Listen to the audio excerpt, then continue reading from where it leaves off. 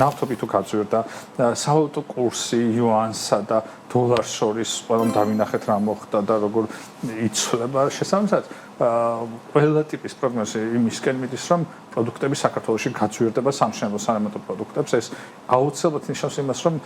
საქართველოში მშენებლობა გაძვირდება და ეს აუცილებლად ნიშნავს რომ რა შეჭირდება ხოლმე თორნიკე როცა ასეთი კონფლიქტები ჩვენ ვარავდობთ ხომ რომ დაახლოებით 20%-ის ფარგლებში იქნება ეს გაძვირება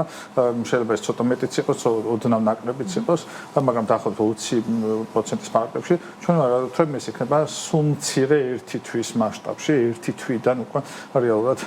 ნახავთ ასახლოს ჯერ კიდევ მარაგები აქვს კომპანიებს მაგათ თბილის მარაგები ვარყოთ ჯერჯერობით არ არსებობს მაგრამ რაღაც პერიოდში ეს შეუძლებელი იქნება ინდუეთსაც უნდა ვახსენო იმიტომ რომ ბოლო პერიოდში ინდური ფილები იყო ძალიან აქტიური რადგანაც ირანს ფილებით ვატარებ ძალიან აქტიური იყო მაგრამ ჩვენი მომწოდებლები ამბობენ რომ გაზთან დაკავშირებული პრობლემები არსებობს დღეს და ბევრ ქარხანას არ მიეწოდება სულ დატვირთვით გაზი რაც ძალიან მნიშვნელოვანია მსგავსი ტიპის პროდუქტების